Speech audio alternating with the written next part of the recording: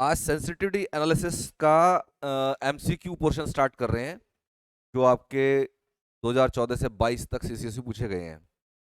ये चैप्टर अगर हम दो तरह से बात करें, एक तो ये कि इसमें से कितना आता है। तो कितना आता है का सेंस ये है कि एट एन एवरेज इसमें से 4 क्वेश्चन आ रहे हैं और लास्ट के 2 ईयर्स में 4 से भी कम आए हैं, तो वेटेज इसका उतना नहीं है। लेकिन अगर आप इसके डेप्थ में जाएं, क्वेश्चन सॉल्व करने के हिसाब से जाएं, तो आपको सबसे ज्यादा परेशान करने वाला ये चैप्टर है। तो एक तो तरीका ये है कि आप इसके 4 क्वेश्चन के लिए अपने 40 क्वेश्चन को दांव पे मत लगाओ।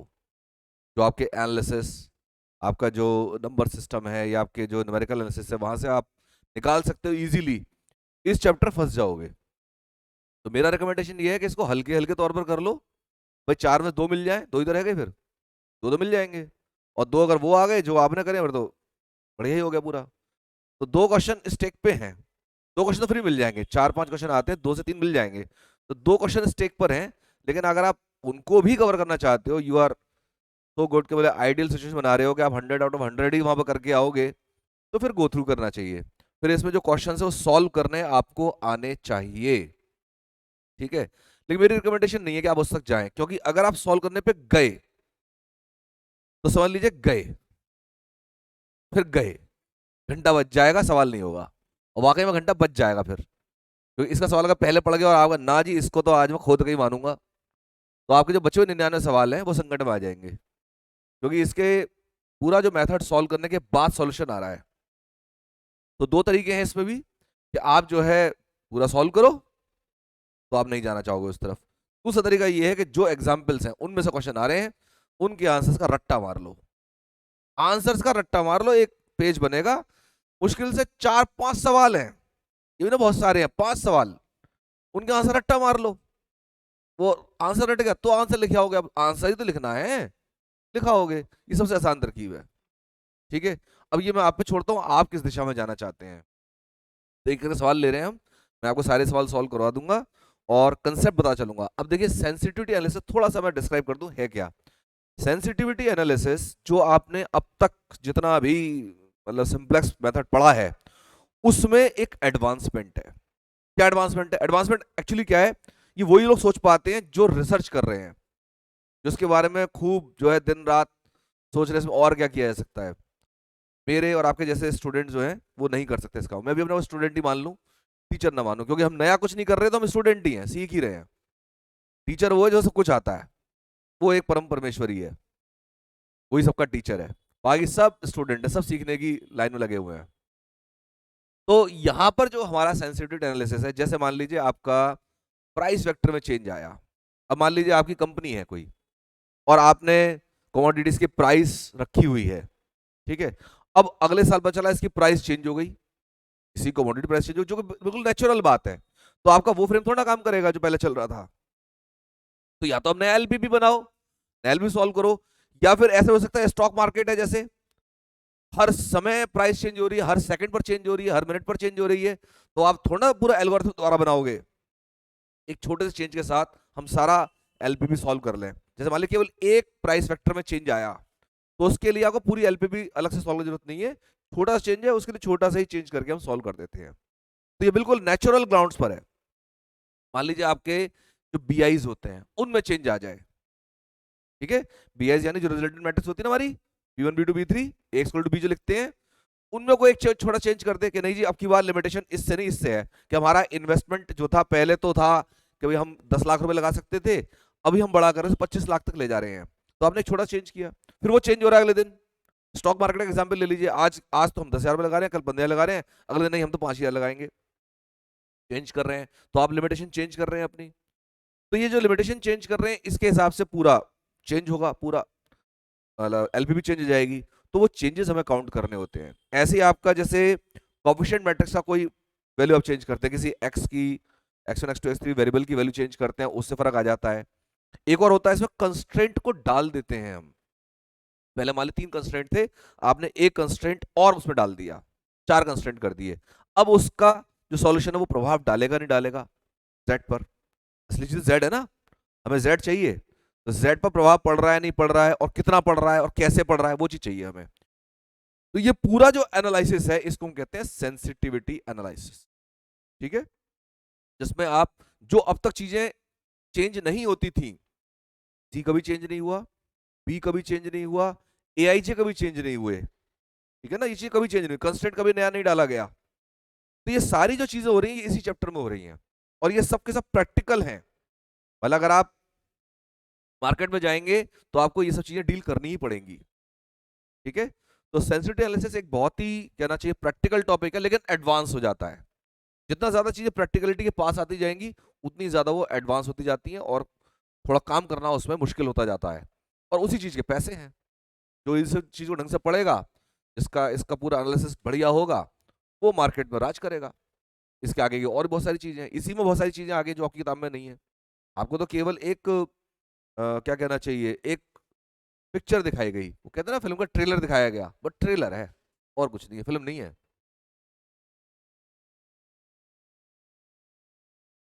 चलिए क्वेश्चन करते हैं। The change in optimal solution of an LPP due to variation in price vector is called. अगर प्राइस वेक्टर में चेंज आया तो ऐसे चेंज को जो ऑप्टिमल सॉल्यूशन में आएगा उसको हम क्या कहते हैं? Simplex analysis? बिल्कुल नहीं। Dual analysis? बिल्कुल नहीं। Real analysis? बिल्कुल नहीं। नन ऑफ दीज, क्योंकि ये सेंसिटिविटी एनालिसिस है, ठीक है जी। तो this is actually sensitivity analysis. अब उन्होंने इस चीज को छुपा लिया, नाम को, ठीक है। उसका कारण क्या है वो अगले क्वेश्चन में जाहिर हो जाएगा। देखना जरा सवाल को। द इन्वेस्टिगेशन, 14 का ही सवाल है। The investigation that deal with change in the optimal solution due to discrete variation the parameters is called sensitivity analysis. भाई किसी भी पैरामीटर में जो चेंज हो रहा है, पैरामीटर यानी कि जो आपका एज, एआईजे, बीज और सीज, ए बी सीज कहते हैं ना, इनमें कोई भी चेंज आ रहा है। और डिस्क्रीट वेरिएशन मतलब होता है कि जैसे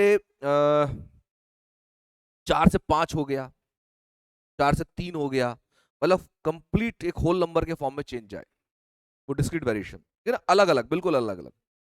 तो डिस्क्रीट वेरिएशन ही कहा जाता है इन सबको। ऐसा नहीं पूरा होल नंबर चेंज हो, पार्शियल भी चेंज होगा तो भी चलेगा। तो ये आपका सेंसिटिविटी एनालिसिस है। अगर आप देखें दोनों क्वेश्चन सेम हो जाते, अगर वहां पर डीजे सेंसिटिविटी एनालिसिस लिख देता तो वो सेम बात हो जाती।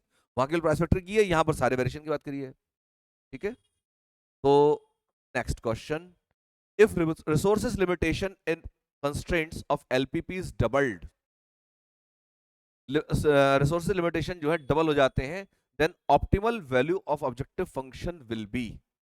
ऑब्जेक्टिव फंक्शन की जो वैल्यू है इसको आप पहले से नहीं बता सकते। जैसे बीज हैं आपके, जो बीआईज हैं, जो बीआईज हैं आपके, बीआईज का रोल क्या होता है? बीआईज आते हैं उससे आपके जेड में कोई रोल आता है? जैसे जेड का मान निकालते हैं क्या होता है वो? CB into x B. Z का मान जो हम निकालते हैं, जेड का क्या फॉर्मूला होता है? CB into x B. यही तो करते हैं, इधर वाला सी कॉलम फिर एक्स वाला कॉलम मल्टीप्लाई करके लिखते जाते जोड़ जोड़ के, सिग्मा सीबी एक्स बी कह दो, ये करते थे। अब इसमें कहीं भी बीआईज नहीं आ रहे। एक्चुअली जो रिसोर्स लिमिटेशन की बात कर रहा है ये बीआईज की बात कर रहा है, ये बीआईज है, ये बीआईज है।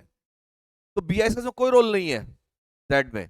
तो यानी जब आप चेंज करेंगे बीआईज को तो कह रहे हैं ऑप्टिमल वैल्यू जो ऑब्जेक्टिव फंक्शन की उसमें क्या फर्क आएगा? रिमेन अनचेंज्ड, डबल या हाफ या कुड नॉट प्रेडिक्ट, इसमें कोई चेंज नहीं आएगा, रिमेन्स अनचेंज, ठीक है। द वेरिएशन, इस क्वेश्चन को आप बुक में नहीं ढूंढ सकते, इस क्वेश्चन बुक में ढूंढ नहीं सकते, बुक की लैंग्वेज से भी नहीं ढूंढ सकते जब तक वो बता ना दे कोई। कोशिश करना। The variation in C1, C1 जो है कॉस्ट होती है ना, C1 C2 C3, the variation in C1 by sensitivity analysis to the LPP to maximize Z and this, ये आपकी बुक का एग्जाम्पल नंबर 1 है। मैंने सॉल्व कराया है, गो थ्रू इट। अगर आप सॉल्यूशन देखना चाहते हैं और आंसर रटना चाहते हैं जैसे कि मैंने शुरू में समझाया, तो आप समझदार हैं और इसको आंसर को याद कर सकते हैं, ठीक है। पर ध्यान ये रखना, एक C1 होता है, एक डेल्टा C1 होता है। डेल्टा C1 होता है चेंज कितना आया, और C1 होता है चेंज होकर प्राइस कितना हो गया, ठीक है। तो यहां पर जो लिखा गया है C1 है ये, तो चेंज होकर के प्राइस इतनी आ जाएगी, ठीक है। Next question number 5। In sensitivity analysis, we deal with changes in the optimal solutions due to discrete variations in the parameters. किस में? सभी में, चाहे A's हैं, चाहे B's हैं, चाहे C, सब में चेंज होता है, सभी के वेरिएशन पढ़ते हैं हम, ऑल ऑफ दीज। ये क्वेश्चन 9 साल में 4 या 5 बार तो आया है, यही क्वेश्चन। अगर आ गया धो दोगे इसे पकड़ के, एक बार पढ़ा हो तो हो जाएगा ना। इसलिए बराबर मैं स्ट्रेस दे रहा हूं कि आप लोगों ने जो पोर्शन कर लिया है, अब उसका एमसीक्यू जरूर करो। जो इनको नहीं कर रहा है 100%, वो 100% मार्क्स नहीं लाएगा, बहुत ज्यादा उसे मेहनत करनी पड़ेगी। और यहाँ क्या आराम से हो जाएगा, यहाँ तो पेपर नकल करवाया जा रहा है आपको। सही बात तो ये है कि मैं आपको पेपर चीट करवा रहा हूं, इन्हें कर लो भला हो गया, पूरे साल पढ़ाओ ना पढ़ाओ, यहाँ पे करे काम हो गया। जैसे अजामिल ने अपने बेटे का नाम नारायण रख दिया था, और मरते टाइम बड़े भाव से नारायण नारायण पुकारता रहा वो, और उसका जो उद्धार हो गया। चीटिंग हो गई थोड़ी सी, ये चीटिंग आप भी कर लो, वो सर 90% से ऊपर मार्क्स यहीं आ जाए। To maintain optimality of current optimal solution for a change delta ck in the coefficient ck of non-basic variable xk, we have delta ck. delta ck की वैल्यू हमेशा zk माइनस ck के less than equal to ही रहती है, जैसे हमारे पीछे वहां भी रहती है। ऑप्टिमैलिटी की बात कर रहा है ना, तो ये लेस देन इक्वल टू 0 जैसे कहते हैं, तो लेस देन इक्वल टू इतनी रहनी चाहिए। इसका फॉर्मूला है, ये ड्राइव किया गया फॉर्मूला है, ये ck में चेंज आएगा, वो हमेशा zk माइनस ck से कम रहेगा। ये क्वेश्चन भी कई बार रिपीट होगा, कई बार रिपीट होगा। By addition of new variable with non-zero cost to the problem, the optimal solution. अगर आपने एक नया वेरिएबल डाला है, ठीक है, यानी आपने जैसे 4 वेरिएबल थे, आपने एक वेरिएबल और डाल दिया 5वां, तो डेफिनेटली कॉस्ट चेंज हो सकती है और नहीं भी हो सकती, ये में चेंज आएगा। और ये क्वेश्चन भी 4 से 5 बार रिपीट होना है, देखते जाइए। By addition of a new variable with new cost to the LPP, its existing optimal solution can further be improved if, further improve करने के लिए डेल्टा जे पॉजिटिव होना चाहिए, डेल्टा जे ही तो है हमारा सीजे माइनस सीबी इंटू वाई जे, ये positive अगर नहीं होगा तो काम ही नहीं चलेगा। अगर आपको आगे इंप्रूवमेंट करना है तो सॉल्यूशन के लिए चाहिए चाहिए। तो यहाँ पर जो ये जो सवाल है, कि आप काफी कुछ जजमेंट ले सकते हो जो आपने सिंप्लेक्स मेथड में पढ़ा था, वही सब चीज चल रहा है, सीन तो वही चलता है ना भाई। हम जब सॉल्यूशन करते हैं, हमारे बेस में तो सिंप्लेक्स मेथड ही रहता है, तो जो भी बात करेगा सिंप्लेक्स मेथड से जहाँ रिलेट होगी वो डायरेक्ट उस पर ही आ जानी है। ठीक है, ऑप्टिमैलिटी बात करें, कंडीशन यही होती है ऑप्टिमैलिटी को इंक्रीज करने के लिए। अगर आपको सॉल्यूशन को इंप्रूव करना है तो ये चाहिए ही चाहिए। Delta b L, B1 B2 B3 कहते हैं ना, उसके लिए एल सफिक्स रखा है इन लोगों ने बुक में। तो delta b l is a change in BL, BL में चेंज है, स्मॉल चेंज कहते हैं, डेल्टा बीएल वो चेंज है। So that optimal solution xb star also remains visible, then the value of the objective function is improved by the amount. ये आपको फॉर्मूले के रूप में याद रखना है, और ये फॉर्मूला है इसका sigma i equal to 1 to m cbi xbl delta bl, formula याद रखना है।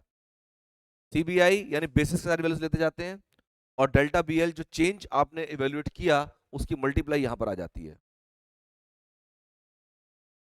और ये ऑब्जेक्टिव फंक्शन में इंप्रूवमेंट है।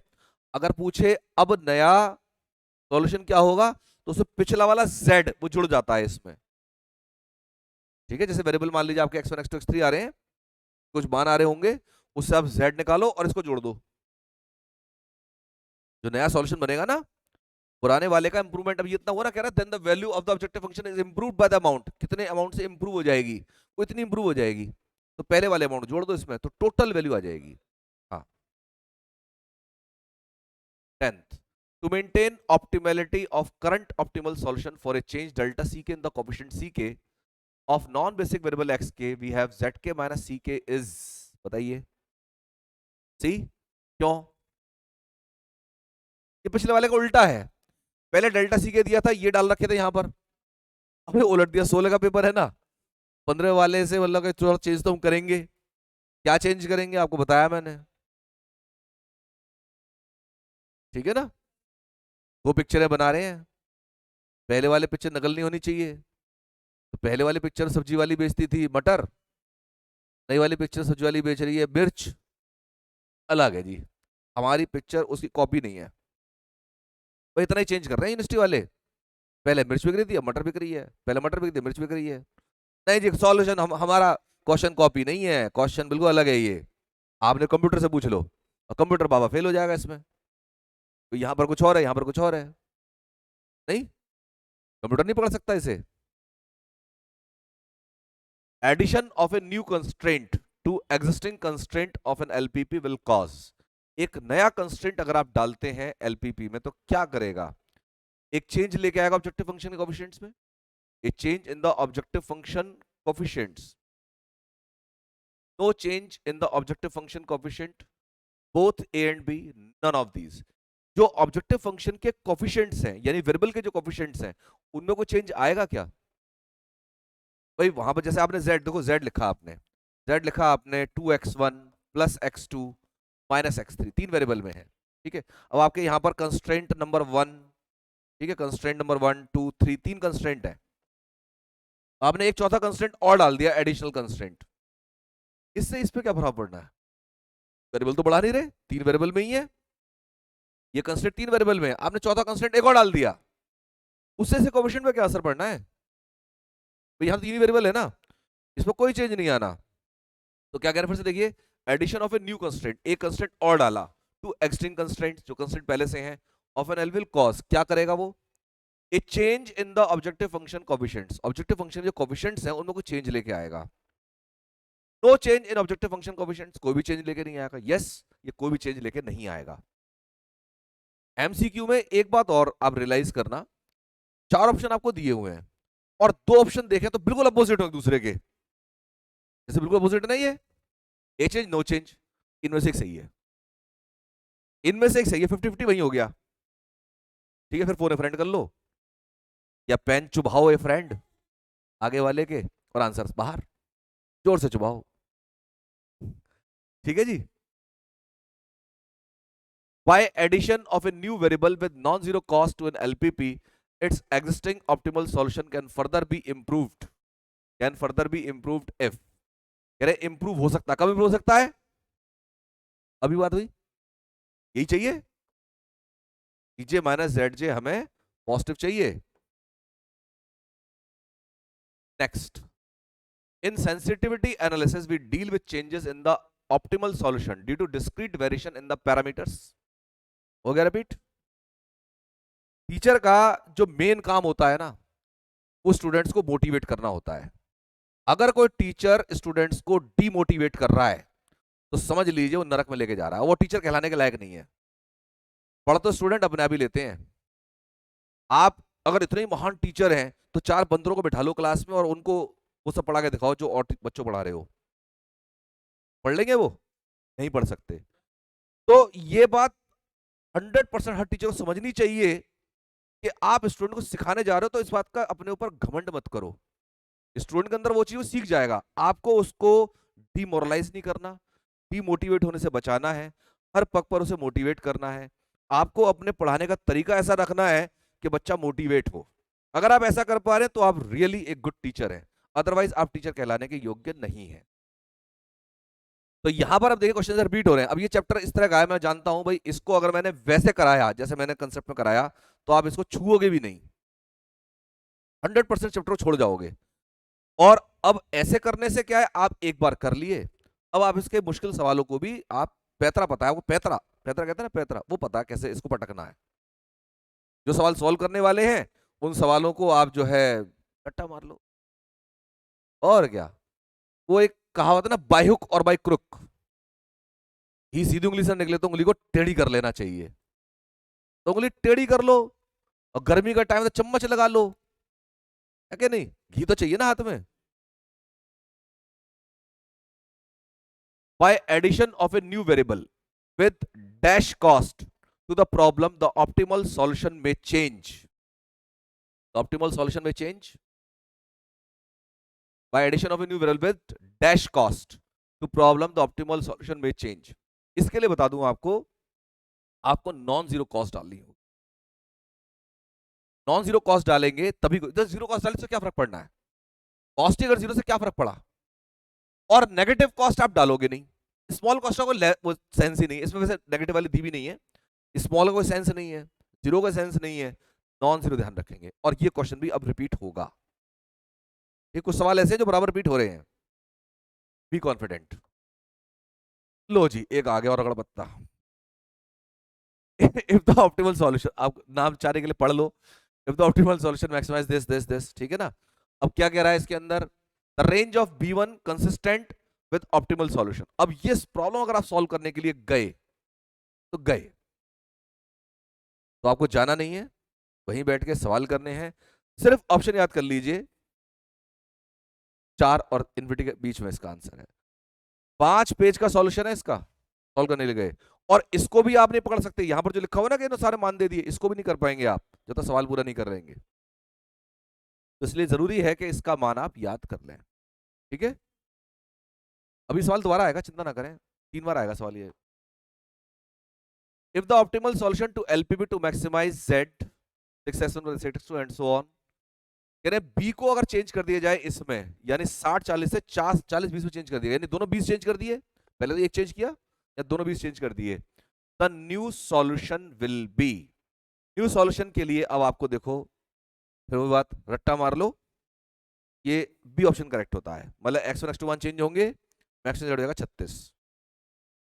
बेशक मैं आपको गलत चीज सिखा रहा हूं, लेकिन जो समय है उसके हिसाब से ऐसे चलना चाहिए। और अगर आप ये कहें नहीं सर आप तो गलत बात कर रहे हो, हमें तो वही बताओ, तो मैंने बता रखा है, आप खोलिए अपना एप्लीकेशन और वहां पर एक क्वेश्चन सॉल्व है, ठीक है। मैं तो आपको वो बता रहा हूं कि जो आप बिना मेहनत के या कम मेहनत में आप ज्यादा अचीव कर लेंगे। और फिर अगर आपको इतना ही अगर अपने ऊपर अहंकार आ रहा है कि नहीं हम तो करके मानेंगे, तो पहले वो कर लो, numerical analysis, number system, computer analysis और रियल एनालिसिस जो आपकी पूरी वाली है पहले वाली किताब, जो अकेली किताब इन 2 किताबों के बराबर है, उसको कर लो पहले। ये बेस्ट है, बेस्ट है। समय के हिसाब से चलना पड़ता है ना भाई, या तो चैप्टर का आपको कुछ करना हो कि भाई आईएएस में टॉपिक करो और आईएएस की तैयारी कर रहे हो, अब तो भाई से पूरा सब्जेक्टिव सॉल्यूशन चाहिए हमें, करना है फिर तो पता चल जाए ना ऐसा कुछ आता है, हिंट तो मिल जाए, उसको कर ही डालेंगे, ठीक है। तो optimal solution, the optimal solution to LPP to maximize z 10x1 plus 3x2 plus 6x3 plus 5x4 subjected to this condition, और कह रहे the new solution remains optimal feasible given A23 not content in B। अब देखिए यहां पर जो coefficient लिया A23, ये बेसिस का पार्ट हो भी सकता है और नहीं भी, A23 बेसिस का पार्ट हो भी सकता है, B को बेसिस बेसिस पार्ट हो भी सकता है और नहीं भी। बेसिस पार्ट कैसे होगा, जैसे जो आपका ये Y23 Y3 वाला जो कॉलम है वो जब बेसिस में आ रहा होगा ये उसका पार्ट हो गया, अदरवाइज बेसिस पार्ट नहीं है ये। तो अगर ये बेसिस का पार्ट नहीं है तो कह रहे हैं द वैल्यू ऑफ A23 निकलवाई ना, लिमिट्स फॉर, हाँ limits for A23, so that the new solution remains optimal feasible given that A23 is not contained B and these all conditions are given। इसके लिए आपको ध्यान रखना है कि इसका आंसर ए ऑप्शन है। मेरे लिए काफी आसान है इसे याद करना, क्यों, क्योंकि मेरे घर का नंबर 39 है, तो मुझे याद रह जाता है। आप भी कोई तरकीब लगा लो, है कि नहीं, तो कुछ ना कुछ ट्रिक लगा के लोग याद कर लेते हैं, ठीक है। चलो जी, some LPP has optimal solution as x1 is equal to 3, x2 is equal to 1, x3 is equal to 7 and so on if a new constraint, ये कंस्ट्रेंट ऐड किया जाता है, तो कह रहे हैं it will change optimal solution, it will not change optimal solution, it will change feasibility, none of this. इसके लिए वो क्या करना है, आपकी जो ऑप्टिमल वैल्यू आ रही थी वो दे रखी है, x1 x2 और x3 x4 x5 के मान दे रखे हैं, ये सब सारे जीरो ही है, केवल 2 वैल्यूज वहां पर 3 वैल्यूज आ रही हैं, ठीक है। अब आपको ये देखना है कि ये जो वेरिएबल्स हैं, जो वैल्यूज आई, क्या ये इस कंस्ट्रेंट को सेटिस्फाई करा रहे हैं, नया कंस्ट्रेंट आया ना, अगर ये इसको सेटिस्फाई करा रहे हैं तो इससे कोई फर्क नहीं पड़ने वाला, जो कंस्ट्रेंट पहले थे वो भी वही जो सॉल्यूशन दे रहे थे, अब आपने एक नया कंस्ट्रेंट और डाल दिया, अब ये उससे सेटिस्फाइड है, देखें जरा रख के, x1 का 3 3 दूनी 6, x2 का मान 1, तो 3 x3 का मान 7, तो -7, बाकी सब तो है ही। 6 और 3 9, -7 2, 2 क्या 5 से छोटा है, यानी सेटिस्फाइड है। और अगर ये कंस्ट्रेंट सेटिस्फाइड है, इसका मतलब आपका ऑप्टिमल सॉल्यूशन बिल्कुल नहीं बदलेगा, जो पहले था वही रहेगा। भाई जेड प्रभाव कब पड़ता? जब आपका नया रीजन बनता। नया रीजन बन ही नहीं रहा, ठीक है ना भाई। जैसे मान लीजिए आपकी जो फिगर है वो कुछ इस तरह की आ गई, ये मान लीजिए आपका ये ऑप्टिमल रीजन है, विजिबल रीजन ये वाला है। तो अब आपने एक नया कंस्ट्रेंट बनाया जो इन सबको सेटिस्फाई कर रहा है, यानी कि जैसे ये आ गया, इसके पीछे का सारा सॉल्यूशन है। अब इससे क्या फर्क पड़ा? जो ऑप्टिमलिटी पहले की तरह रहेगी, रीजन तो यही रहा ना, रीजन में कोई बदलाव नहीं आया। अगर ये कंस्ट्रेंट है, इसके नीचे का रीजन मुझे लेना है, तो यही रीजन तो है कॉमन रीजन, इससे क्या फर्क पड़ा? और ऐसी जो लाइंस होती हैं या ऐसा जो रीजन क्रिएट करती हैं लाइंस, उन्हें हम कहते हैं रिडंडेंट लाइंस या रिडंडेंट कंस्ट्रेंट्स। रिडंडेंट कंस्ट्रेंट जो ओरिजिनल सॉल्यूशन पर कोई प्रभाव नहीं डालते हैं, तो ऐसे में it will not change the optimal solution, ठीक है। और आपके एक भी सवाल ऐसे नहीं आना जिसमें चेंज होगा। ये सवाल मैं कहूंगा फिर रिपीट होगा, शब्द अलग होंगे, ठीक है, साल अलग होगा, बात वही होगी। वो वाला नहीं है शब्द बदल गए, जज्बात बदल गए, ये बदल गया, वो बदल गया, वो वाला नहीं है। In sensitivity analysis, changes in the optimal solution due to discrete variation in parameters are dealt with CI contained in C, are dealt with BIs contained in B, are dealt with AIs contained in A, are dealt with all of these, all of these. 20. In a linear programming problem, the change in the element AIJ of the coefficient matrix is called, जो भी आप change पढ़ेंगे क्या किसमें पढ़ा जाएगा, सब sensitivity analysis का है ये। Addition of a new constraint to the existing constraints of an LPP will cause, एक नया कंस्ट्रेंट डालने पर क्या होगा? No change. एक नया रिपीट हो गया क्वेश्चन, अब ये बहुत रिपीट हो रहे हैं। By addition of a new variable with non zero cost to LPP. अब ऐसा 18 वाला 18 का पेपर देख रहे हैं आप, 14 15 16 17 4 पेपर निकल गए, अब रिपीट होंगे, ठीक है ना। ये बहुत इंपॉर्टेंट है करना। By addition of a new variable with non-zero cost to a LPP, its existing optimal solution can further be improved if, नीचे minus z is greater than 0। आप लोग इन एनी केस बहुत लकी हैं कि आपको ये चीज मिल पा रही है। अगर ये डिजिटल प्लेटफॉर्म नहीं होता तो मैं भी ये चीज नहीं करा सकता था। एक एक क्वेश्चन एक एक करके लेना, आपको तरीके से लिखा हुआ मिले, केवल आपको पेन घुमाना है, ऐसे बात करनी है, पेन घुमाना है, ऐसा कहाँ पॉसिबल था? लास्ट ईयर तक था ही नहीं। तो लास्ट ईयर में क्योंकि लास्ट में लगा था ये बोर्ड, तब तो मैंने खैर सॉल्व कराए थे, पेपर पेपर सॉल्व कराए थे, लेकिन ये चीज बहुत इफेक्टिव है। डिजिटल बोर्ड का इससे बेटर यूज नहीं हो सकता। 2013 से करा रहा हूँ, लेकिन कभी भी मैं सारे पेपर क्वेश्चन सॉल्व नहीं करा पाया जैसे आपको करा दिए हैं।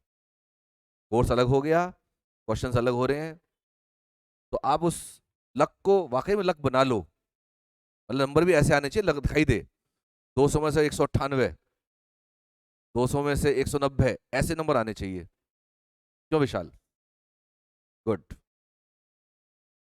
To maintain optimality of current optimal solution for a change delta ck in the coefficient ck of non-basic variable xk, we have delta ck कौन सा वाला? To maintain optimality, सी वाला रिपीट हो गया ना, और सारे रिपीट होंगे लगभग। In sensitivity analysis, we deal with changes in the optimal solution due to discrete variation in the parameters, all of the above। अब तो आप भी समझ गए, झटका देना है ऐसे बस। सेंसिटिविटी एनालिसिस, ये अच्छा ये देखो, ये क्या है 18, ये क्या है 19। क्वेश्चन हमने रिपीट नहीं करा है, यूनिवर्सिटी ने करा है। कोई सोच रहा है दोबारा वही क्वेश्चन आ गया, तो सवाल ही बदल गया, जज्बात नहीं बदले। चलो जी, what change delta C1 in permitted is permitted without changing solution of the LPP। क्या क्वेश्चन वही है ये? क्या क्वेश्चन वही है जो पहले था? इसमें और उसमें जो चेंज था वहां C1 की वैल्यू थी, या डेल्टा C1 की वैल्यू है। C1 और डेल्टा C1 में डिफरेंस है। डेल्टा C1 क्या जो चेंज आ रहा है, और C1 मतलब पूरा चेंज करने के बाद जो वैल्यू हो गई, तो ये डेल्टा C1 ध्यान रखेंगे 1/3। क्वेश्चन वही है, एग्जाम्पल नंबर 1 है इस किताब का, ये मतलब इस चैप्टर का। आंसर दोनों रट लेने हैं, और C1 के साथ इसमें C2 भी आएगा, C2 का भी रट मारो। क्वेश्चन पूरा सॉल्व कराया हुआ है मैंने। The range of delta CBK so that the solution of the LPP to maximize Z is equal to CX subjected to X equal to B, X greater equal to 0 remains optimal is given by, इसके लिए ये formula है and you have to learn this। रट्टा मार लो, 10 बार लिख दो इसे, ठीक है ना। यहां पर लेस देन 0 है, या ग्रेटर इक्वल टू 0 है, या मैक्सिमम या मिनिमम है, इतने से काम चल जाएगा। कितने फंसाता है, ज्यादा नहीं फंसाता। 28 the LPP to maximize Z minus x1 plus 2x2 minus x3 subjected to these three conditions has an optimal solution 0 4 0, xb is equal to 6 4 10 and b inverse is this, then the variation in B3। देखो ये B1 वाला नहीं है, question आया वही है, पहले B1 variation था, अब B3 में वेरिएशन है। अब जो है B3 का वेरिएशन है, B3 का वेरिएशन ही है इसका, मुझे क्लियरली याद नहीं है, you have to check, but जैसा मुझे याद आ रहा है ये शायद सी ही है इसका, देख लेना बुक में है, सॉल्व करवाया क्वेश्चन है मेरा। और देखें B1 का भी अलग देगा, B3 तीन है इसमें, B1 B2 B3 तीनों के चेंजेस निकालने हैं, तो मुझे जहां तक याद आ रहा है यही चेक कर लेना, टू बी चेक्ड, बुक में है ये, और आप अपने नोट्स देखेंगे उसमें भी है। Variation in the element ALK, ये ALK है, of the coefficient matrix A which is not an element of the optimal basis B, यानी ALK is not contained in B without affecting optimality and feasibility is given by, इसको भी आपको ध्यान रखना है, this is your first option. फॉर्मूले हैं ये जो लगाए जाते हैं सवालों में, ठीक है, एक तरह से याद करवाए जा रहे हैं आपको, ये ALK है, ये याद करवाए जा रहे हैं आपको, ठीक है ना, फॉर्मूले याद कर लेना। A maximization LPP in 4 variables x1 x2 x3 x4 has optimal solution 0 9 4 0 if a new variable x5 is introduced in this LPP with price 7, t5 minus z5 is equal to 2, the new solution destroys। New solution जब भी आप लेंगे, नया variable जो लेकर के आते हैं, तो वो ऑप्टिमैलिटी को डिस्ट्रॉय कर देता है। जैसे आपने नया वेरिएबल डाला, वेरिएबल जब भी डाला जाएगा वो हमेशा ऑप्टिमैलिटी खा जाएगा, पहले ऑप्टिमल टेस्ट करनी पड़ती है वेरिएबल डालने पर, वेरिएबल डालेंगे तो उसमें आपको नया ऑब्जेक्टिव फंक्शन क्रिएट करना पड़ता है, तो ऑप्टिमैलिटी इसकी डिस्ट्रॉय हो जाती है, कहीं भंग हो जाती है, चेंज हो जाती है। The LPP 3x1 plus 2x2, same वही प्रॉब्लम दिखाई दे रही है, लेकिन इस बार क्या कह रहे हैं, subjected to this and has an optimal solution if the additional constraint is added। देखने सवाल वही लग रहा है, लेकिन अब वेरिएशन चेंज करवाया है इन्होंने इसके लिए, जब आपको कंस्ट्रेंट डाला गया है। कंस्ट्रेंट डालने का सीधा सा काम क्या है, जो आपका ऑप्टिमल सॉल्यूशन है उसको यहां पुट करके देखो, अगर वो सेटिस्फाई कराता है तो कोई चेंज नहीं आएगा। रखो जरा, 16 दूनी 32, 32 माइनस 8 24, कोई चेंज नहीं आया, यानी कोई भी चेंज नहीं आएगा, रिमेन्स द सेम। मैंने कहा था ना,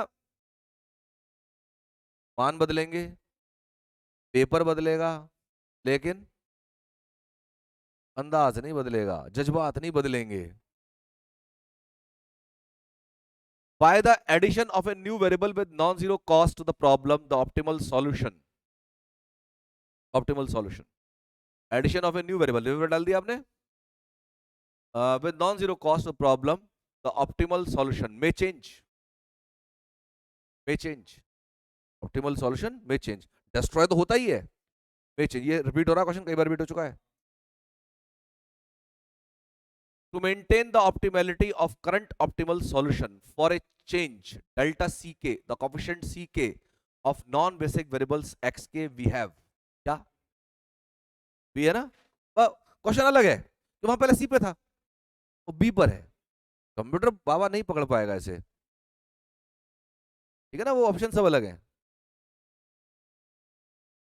In sensitivity analysis, we deal with changes in the optimal solutions due to discrete variation in the parameters. All 21 में देखना कितने सवाल आए हैं. To maintain optimality of current optimal solution for a change delta ck in the coefficient ck of non-basic variable, we have delta ck will be.